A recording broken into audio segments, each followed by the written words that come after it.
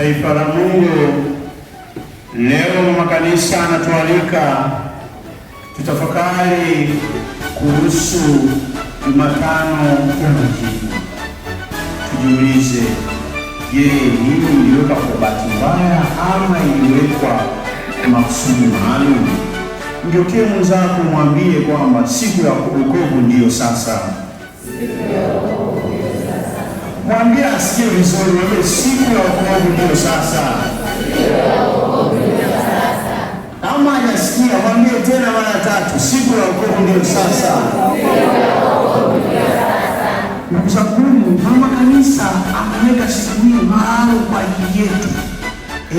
Sio siku tu ya kufanya ni huzuni ama kuhuzunika, bali ni siku ya kwanza upya. Ndio maana nasema siku ya wokovu ndio sasa, ni siku ya kwanza upya. Hii ni siku kwamba ambayo mimi na wewe waumini wa kanisa Katoliki tunafanya kinaitwa U-turn. Mwambie mwenzako leo fanye U-turn. Leo badilike. Uwe mpya. Ni maana ya siku hii. Siku hii tunapoanza kueleza ndugu zangu, ni siku ya kujiuliza kwa dhati. Mimi kama Mkristo nikoje mbele ya Mungu wangu? Mungu wangu ananionaje? Kama Mungu unaona kabisa nafsini mwako, Mungu ndiye akiniona sasa hivi nikifa naenda motoni, lazima ufanye hivi tena. Lazima ubadilike, uanze upya. Leo hii tunaalikwa kuanza upya. Pale tulipomkosea Mungu wetu, tuanze upya. Ili tunapoanza kipindi cha Kwaresma, basi Mungu mwenyewe atuonyeshe zile baraka zake. Lakini kama hautafanya mabadiliko, kama hautaanza upya, Kwaresma itakuwa inakuja, tunapanga majivu, tunaenda nyumbani, tunasema tunapanga majivu, lakini U-turn hujafanya, mabadiliko hujafanya, unaanza upya, inakuwa kazi tu hapana muda wa faida, unapoteza muda. Lakini leo hii tunaalikwa tuanze upya. Na ndio maana tunapata majivu na kumbuka, wewe ni vumbi na mavumbini utarudi. Hiyo sio laana. Ndugu zangu, tukumbuke kabisa sio laana, lakini natukumbusha kwamba lazima tuanze upya. Lazima tuanze upya. Na kumwambia pia tubuni na kuamini Injili. Ukumbuke kweli kutubu. Kuna kupanga majivu yale. Sio laana. Kwa sababu baba wa kanisa umetuelezea kinagaubaga kwamba unapopata majivu au majivu ni alama ya unyenyekevu, ni alama ya toba. Kwa hiyo kipindi hichi mahali lazima tuwe watu wanyenyekevu, lazima tuwe watu wa toba. Toba yako hiyo ya kweli. Na ndio maana katika Injili na somo la kwanza zinasisitiza hivyo vitu. Ile toba utakayofanya lazima iwe toba ambayo baba yako asili kiwa najua kweli mwanangu amfanya toba ya kweli. Lakini kama utafanya toba ya kweli, kipindi cha Kwaresma, siku hizi 40 ambazo tunazianza leo hii zitakuwa zimepita tu kila mwaka. Na tujui inawezekana ikawa hii Kwaresma yako ya mwisho, au leo ndio kama Jumatano yako ya mwisho. Sasa lakini ukifanya ile kwanza upya mwaka huu, ukiweza kufanya upya kipindi hichi, basi utakuwa mtu Mkristo mwema na Mkristo bora wa kumpendeza Mungu. Na Mungu pale anasema, huyu ni mwanangu mpendwa wangu ninayependezwa naye. Mungu ni mwema na kila wakati. Mungu ni mwema. Lakini sasa kipindi hichi cha Kwaresma tufunge nini? Hata leo tukijiuliza Jumatano ya Majivu, kuna wengine wamefunga chakula, lakini kuna vile vitu Mungu hataki hata kufunga. Unataka kufunga alafu unasema umefunga. Kabisa. Kuna mtu hapa tuko naye, ni mtu ambaye amechukiana na ndugu yake au amechukiana na jirani yako miaka na miaka, siku kama siku, kila mwaka unakupitisha tu Kwaresma mpaka Majivu, lakini unaweza kumwachia. Mwachilie kabisa, yule bwana, nimeacha yote, hata kama nilikosea nimekuachia. Na maana baraza la maaskofu tusisizia karibuni ya mapoli, tusiache kutenda mema. Mwambie mwenzako usiache kutenda mema. Hata kama amekukosea, amekukwaza, lakini mwambie bwana, mimi sitaacha kutenda mema. Sitaacha kutenda mema.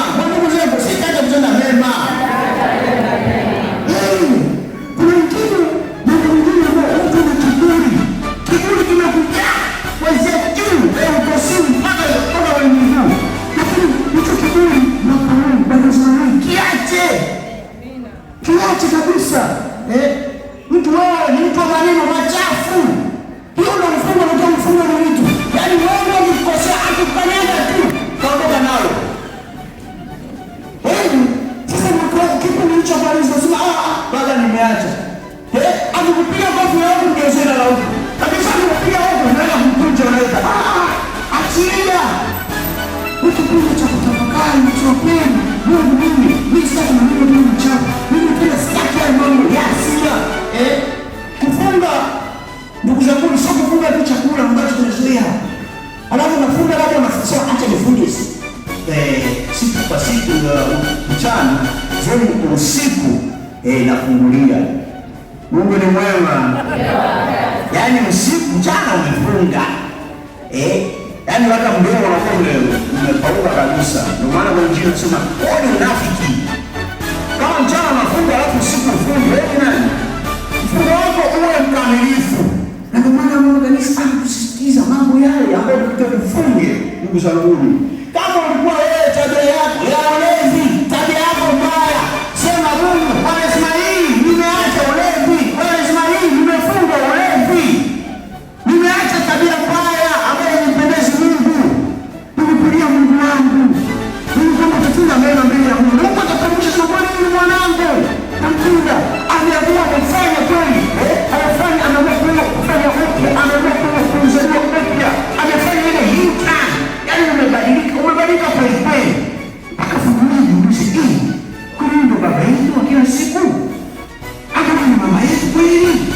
Kama mama amezoea baba akiingia nyumbani anachelewa. Sasa hivi akiingia nyumbani au pele ile maneno machafu lakini si mimi kwa nini akifanya kama amechelewa.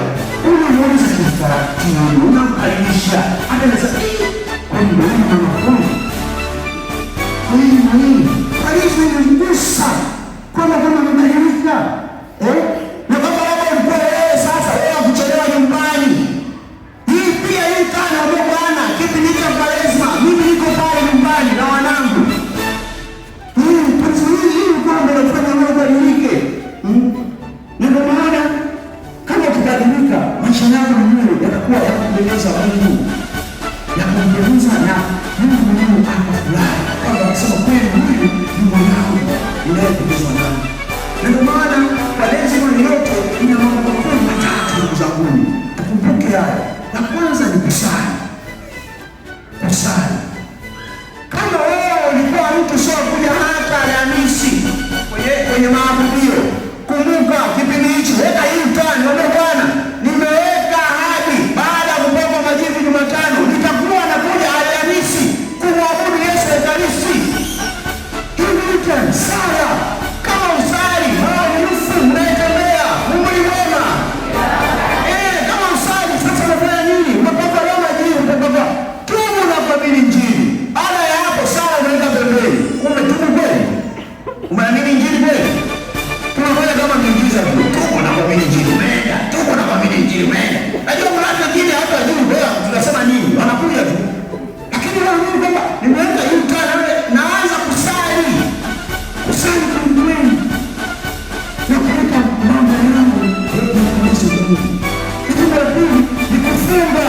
Kufunga wako usio wa kinafiki. Maandiko matakatifu yanatuambia Injili, usifunge kuonyesha watu kwamba umefunga.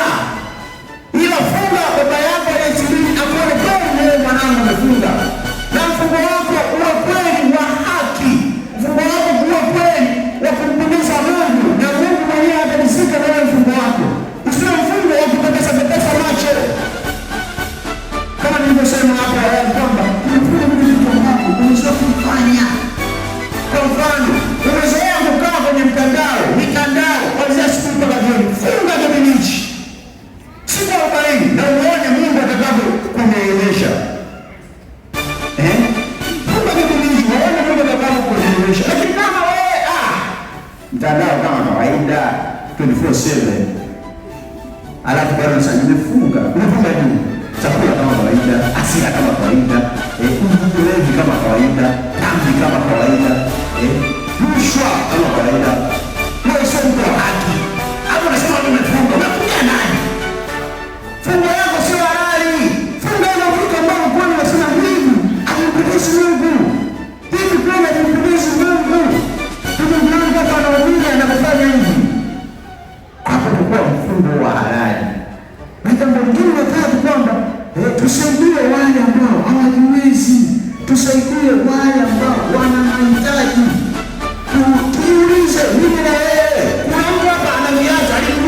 ambao labda leo siku ya kupenda nao, lakini hata vivaa tena.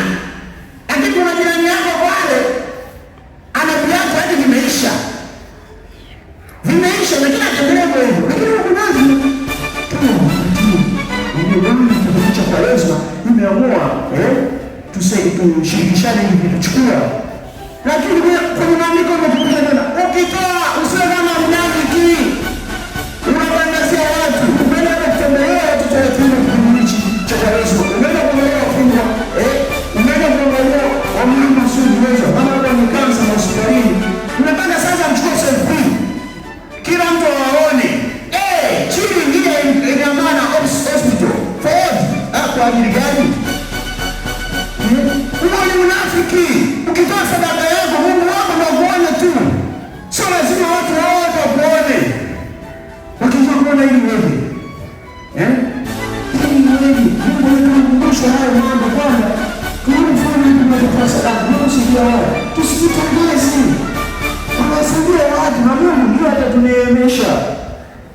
Na ndio maana Baraza la Maaskofu limesisitiza kwamba tusiache kutenda mema. Kipindi hicho kwa leo ndugu zangu, tusiache kutenda mema. Na mema tunatenda kwa wale ambao kweli wanastahili haya mema, wahitaji kwa mfano tunapitia matatizo mengi, tunapitia majanga mengi, tunapitia changamoto nyingi, lakini unapitia labda usaliti katika familia yako, ndoa yako, lakini kipindi hichi usiache kutenda mema. Kwa hiyo mtu ambaye alifanyia haya makosa usiache kutenda mema kabisa. Iwe chanzo katika Kwaresma hii, iwe chanzo cha maisha yako kuwa ya kumpendeza Mungu, kwamba sasa mimi sasa nimefanya mtihani, mimi nimeanza upya, naomba Kwaresma hii Mungu nineemeshe. Jambo umenitendea mema mabaya, mimi sasa sitaacha kutenda mema. Mwambie ndugu yako, sitaacha kutenda mema mpaka siku yangu ya mwisho. Ukitenda mema, ndugu zangu, ukitenda mema, watu wanashangaa, watu wanakupiga vita, wao wananenepa tu, wanashangaa vipi? Kwaresma yako umefunga na umejitoa kinagaubaga kwa Mungu wako, lakini wao wanakutendea mabaya, lakini wao wanazidi kutendea mema watu wao, wanashangaa vipi? Kumbe siri nani? Siri Yesu. Siri Yesu. Na hii Kwaresma yetu hizi siku 40 ambazo tunaanza leo hii kabla ya kuja Pasaka, lazima tufanye mambo ambayo Mungu mwenyewe anafurahishwa na maisha yetu, kwa sababu hii safari sio hatua ya siku moja tu, sio tunatoka majibu na tumemaliza. Hapana, ni mwisho tu. Tukipata leo tumejaa kanisani hapa, isiwe mwanzo na mwisho. Naongea tutasubiri majibu ya mwakani tena, wewe shindwa. Yaani leo hiyo kwamba imeanzisha chachu, umefanya hii plani, umeanza upya kwamba kanisani kwako wewe itakuwa kila siku sasa. Sio kuhimizwa kuja kanisani, kuja kila siku kanisani. Kwa hiyo Mungu nimejitoa kwa kweli. Kwaresma hii naomba unibadilishe moyo wako. Na hii ni safari. Isiwe siku moja tu. Na uongeze kipindi hicho Kwaresma, uongeze ule muda wa kusali. Hata kama familia mlikuwa msali, mkumbuke kusali. Salini. Kwa sababu bila kusali sasa utakuwa ni mfu unayetembea. Sali na familia jioni, sali na familia asubuhi, kama mnaenda kazini, salini. Na kama hata kama na muda mzuri, lazima lakini na muda. Uko na muda, chua asubuhi, shiriki misa, kipindi cha Kwaresma, uone mabadiliko kutokea kwako. Fanya mambo ambayo yanampendeza Mungu. Na pia tengeneza uhusiano mzuri na wale wengine, wale wote wanaokosea wote, tengeneza nao uhusiano kwamba nilikosea ndio, lakini nimefanya U-turn, nimebadilika, nimeanza upya, naomba tusameane. Ukimsamehe mtu, yeye asipokusamehe, yeye achana na yeye. Wewe fanya wajibu wako, timiza wajibu wako, msamehe. Usimbebe mtu wa roho yako. Kwaresma hii usimbebe mtu, mwachilie. Ukimbeba mtu mbinguni, Mungu hayataenda. Wewe sasa wewe fanya mfano kwamba umekosana na watu wote kanisani, umewabeba wote. Mungu anazungumza. Ndio wewe umebeba mizigo ya watu. Wewe waachilie. Kwaresma hii waambie kwamba Mungu amsaidie, waachilie watu ambao wamekosea. Halafu kingine na mwisho kabisa, ndugu zangu, Kwaresma hii tupunguze kile kitu ambacho tunakipenda sana. Jiulize wewe mwenyewe, kitu gani unachokipenda? Huo utakuwa mfungo wa maana. Lakini kama kile kitu unachokipenda wewe, ukiacha ni ngumu, bado utafunga. Bado uko mbali na uwepo wa Mungu. Funga kile kitu ambacho kikifunga kweli kweli, kinakuuma, hichi kitu unakipenda. Ukifunga kitu hicho kwa Yesu. Na baada ya pale Pasaka, ukisherehekea Pasaka, nakwambia utaona Mungu kweli amenionyesha katika maisha yako. Tumsifu Yesu Kristo.